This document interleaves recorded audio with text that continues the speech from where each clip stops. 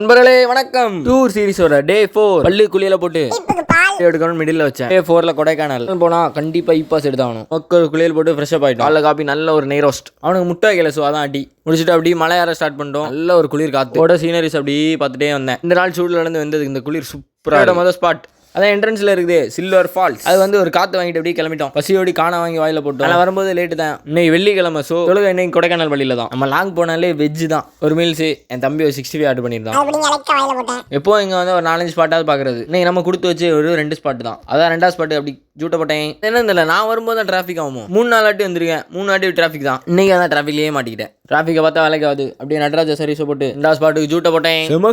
குடிப்புக்கு ஒரு டீயை போட்டாச்சு. டேயோட 2வது ஸ்பாட் வந்த இடம் குணா கேவ். டிராஃபிக்கை பார்த்தாலே தெரியுது எவ்வளோ ரஷ்ஷாக இருக்கு. படம் எடுத்து வருஷம் ஆனாலும் மவுஸ் குறையல. நடராஜ சர்வீஸில் அப்படியே உள்ளே ஏறிட்டோம். நல்ல க்ரௌடு, சரியான சத்தம்.